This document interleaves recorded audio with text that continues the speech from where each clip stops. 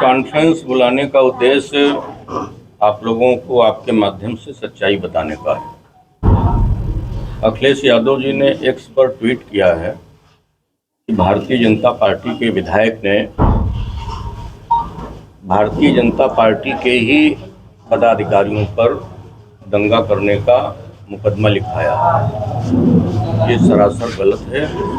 अगर इसी को आधार लेकर के वो चुनाव लड़ना चाहते हैं उत्तर प्रदेश का और चुनाव जीतना या चुनाव में अपनी जमानत बचाना चाहते हैं तो उसके लिए कुछ लिखें, हम कुछ नहीं कह सकते हैं। एक बार हम FIR पढ़ देते हैं जिसमें आपके सबके संज्ञान में आ जाए कि क्या है। प्रभारी निरीक्षक कोतवाली नगर बहराइच महोदय, दिनांक 13/10/24 को महाराजगंज जोत चांदपारा में मां दुर्गा प्रतिमा के विसर्जन यात्रा के दौरान हिंसा में मृतक राम गोपाल मिश्र के शव को बहराइच मेडिकल कॉलेज के समक्ष गेट पर रखकर भीड़ प्रदर्शन कर रही थी। मैं अपने अंगरक्षकों व अन्य सहयोगियों के साथ पहले से सड़क पर रखे शव के पास पहुंचा। उसके पश्चात जिलाधिकारी श्रीमती मोनिका रानी से मिलने CMO बहराइच के कार्यालय में पहुंचा। वहां जिलाधिकारी, CMO, सिटी मजिस्ट्रेट मौजूद थे। उनको साथ में लेकर मृतक राम गोपाल के शव के पास पुनः पहुंचे। वहां परिवार व गांव के लोगों से बातचीत करके मृतक राम गोपाल के शव को लेकर हम लोग मर्चरी जाने लगे। तभी कुछ उपद्रवी, जिसमें अर्पित श्रीवास्तव, अनुज सिंह रैकवार, शुभम मिश्रा, कुशमेंद्र चौधरी, मनीष चंद्र शुक्ल, पुंडरीक पांडे, अध्यापक श्रावस्ती, सुधांशु सिंह राणा आदि सैकड़ों लोग मुर्दाबाद के नारे लगाने लगे एवं गाली गलौज करने लगे। हम लोगों ने शव को लेकर मर्चरी में किसी तरह रखाया। फिर लोगों ने उपद्रव शुरू किया। जिलाधिकारी महोदया ने कहा कि हम लोग चलकर मूर्तियों के विसर्जन हेतु पैदल चलकर आग्रह कर लेते हैं। हम लोग मर्चरी से निकल करके गेट के बाहर जैसे ही सड़क पर मैं व जिलाधिकारी जैसे ही आगे बढ़ते हैं, हम लोगों की गाड़ी मुड़ने लगती है। उपरोक्त लोगों द्वारा गाड़ी को रोकने एवं शेष बचे लोगों को जान से मारने की नीयत से पत्थर अद्धा चलाने लगते हैं। उसी समय भीड़ से एक फायर भी होता है जिसमें गाड़ी संख्या UP 32 JP 9999 ईसुजू गाड़ी का शीशा टूट जाता है। उक्त घटना में मेरे बेटे श्री अखंड प्रताप सिंह बाल बच जाते हैं। उक्त सारी घटना रात्रि 8 बजे से 10 बजे के मध्य की है। CCTV फुटेज में सारा कुछ स्पष्ट होगा। अतः मुकदमा पंजीकृत करके समुचित एवं आवश्यक कार्रवाई करने का कष्ट करें। ये बात तो हमने स्पष्ट रूप से लिखा है। मुकदमा लिखा देने से न कोई मुलजिम होता है और न कोई दोषी होता है। हमने स्पष्ट रूप से लिखा है कि CCTV कैमरे वहां पे लगे हुए हैं। एक दुकान पे नहीं, कई दुकानों पे लगे हुए हैं। उनको विवेचक देखेगा और जो भी बलवा करने में होंगे, जिसने भी फायर किया होगा, जिसने ईंट पत्थर चलाई होगी, उसके विरुद्ध वो कार्रवाई करेगी। इसका महाराजगंज की घटना से कोई लेना देना नहीं है। और जहां बार बार भाजपा का जिक्र आता है, हमारे ख्याल से भाजपा का इसमें कोई नहीं है। बाद में जानकारी मिली कि अर्पित श्रीवास्तव भाजपा के भारतीय जनता युवा मोर्चा के नगर अध्यक्ष हैं। इसके अतिरिक्त भाजपा का मेरे विचार से कोई इसमें है नहीं। और उपद्रवी लोग थे, ज्यादातर लोग नशे में थे और सब लोग ये कह रहे थे कि ये हमारा भाई है। जब हमने परिवार के लोगों से पूछा कि ये आपके भाई हैं, और जो लोग कह रहे थे कि हम इनके भाई हैं, वो शव के मुंह पर बैठे जा रहे थे।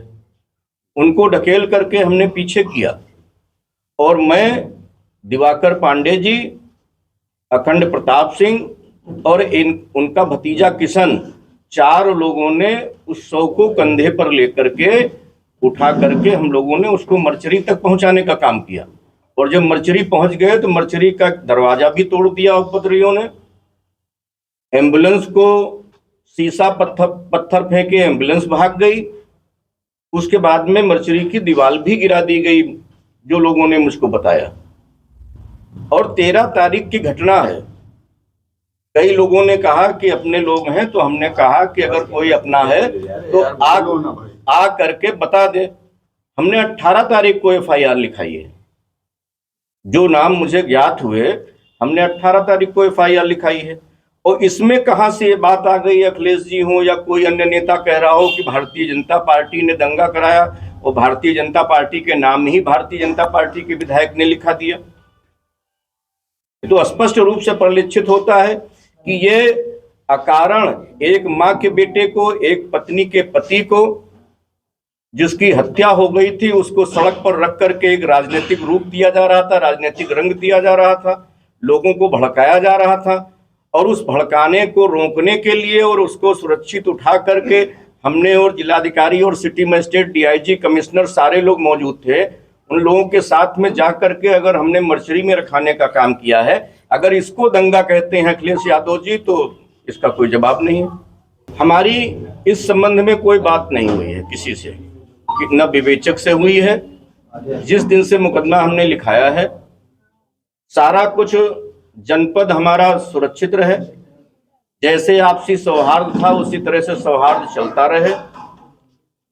बीच में फिर हम गए थे, परिवार के लोगों से मिले थे, उनकी सबकी, उनकी पत्नी की, उनके भाई की, उनके साले की, उनकी सास की, उनकी दोनों बहनों की, उनके माताजी की, उनके पिताजी की सारी बाइट हमारे पास सुरक्षित है 16 तारीख की, जिसपे उन्होंने कहा है कि हम माननीय मुख्यमंत्री जी के आश्वासन से और उनकी बातों से पूर्ण रूप से संतुष्ट हैं। और 16 की सुबह उनके पिताजी आदरणीय कैलाश नाथ मिश्रा जी ने हमको फोन किया था कि विधायक जी आ जाइए, यहाँ कुछ बाहर के पत्रकार आते हैं, कुछ गांव के नेता या अगल बगल के रिश्तेदार आते हैं, हमारे मुंह में बात डाल करके उसको कहलाने का प्रयास करते हैं, हम बहुत परेशान हैं, तो आप आ जाइए, हम आपको अपनी बात बता दें, हम इससे मुक्ति मिल जाए, क्योंकि हम मुख्यमंत्री जी से पूर्ण रूप से संतुष्ट हैं। हमने पूरी घटना आपको बताई, इसमें कहां से लग रहा है कि भारतीय जनता पार्टी के लोगों ने दंगा किया है। भारतीय जनता पार्टी का विधायक और आपकी ही पत्रकार श्रेणी में आते हैं दिवाकर पांडे जी, अखंड प्रताप सिंह और एक उनका चचेरा भाई किशन मिश्रा, क्योंकि 2 महिलाएं थी, किशन मिश्रा था और एक नाबालिग उनका साला था मौके पर। हम 4 लोग ही उठा करके ले गए हैं, तो 100 को सड़क से उठा करके मर्चरी ले जाना क्या दंगा की परिधि में आता है? कि सड़क पर रहता 100 तो दंगा की परिधि में आता, भीड़ बढ़ती, मूर्तियां सारी 150-200 मूर्तियां सड़क पर खड़ी थी, तो 100 रखा रहता सड़क पर, तब दंगा भड़कने की आशंका थी। कि 100 को सुरक्षित करा दिया गया, तब दंगा भड़कने की आवश्यकता है। मैं बिल्कुल नहीं मानता हूं, महाराजगंज में अगर लोग एकत्र हुए हैं तो उनसे दूसरे धर्म और संप्रदाय के लोगों को भी सीख लेनी चाहिए। वो अपने धर्म के प्रति निष्ठावान है और वहां बड़ी संख्या में लोग उपस्थित हुए थे। आपसी सौहार्द तो जिन लोगों ने बिगाड़ा है उनके विरुद्ध तो कार्रवाई होगी ही होगी, जो लोग चिन्हित किए जाएंगे।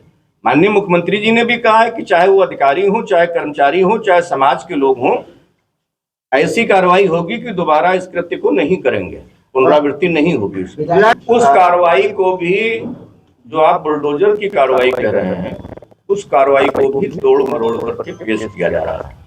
कहा यह जा रहा है कि अब्दुल हमीद का घर गिराने के लिए कार्रवाई की जा रही है। प्रथम चक्र में 23 लोगों को अब नोटिस दी गई है, और इसके पहले 2023 में भी लोगों को नोटिस सर्व हो चुकी थी और वहां पे निशान लगे हुए हैं, आप जाकर के देख लीजिए 2023 के। आज का विषय ये नहीं है। और वो हाई कोर्ट ने भी पूछा है कि क्या 23 लोग ही हैं कि इसके अतिरिक्त और लोग हैं, तो जो और लोग भी होंगे उनकी भी सूची कोर्ट को चली जाएगी। अक्सर से आपने वजीरगंज में देखा ही, वजीरगंज में तो श्रेणी 6 की भूमि पर लोगों ने बनाया था। अच्छा, वजीरगंज का ही उदाहरण ले लीजिए, वजीरगंज में तो किसी भाजपा ने या किसी हिंदू ने नहीं किया था। वजीरगंज में तो पीआईएल या हाईकोर्ट में रिट तो एक मुस्लिम संप्रदाय के व्यक्ति ने ही किया था, और अपनी रिट को वापस भी ले लिया उसने। उसके बाद स्वतः संज्ञान में ले लिया हाईकोर्ट ने। पहले, सबसे पहले हमारी प्राथमिकता है कि जनपद जैसे पहले चल रहा था, दीपावली है, धनतेरस है, छठ है, या मुस्लिम के जो भी त्योहार हों, जिस गंगा जमुनी संस्कृति से पहले जनपद चल रहा था, पहले वो पटरी पर आवे। हमारे ऊपर क्या हुआ उसकी जांच कब होगी, वो जेल कब जाएंगे, ये द्वितीय प्राथमिकता है।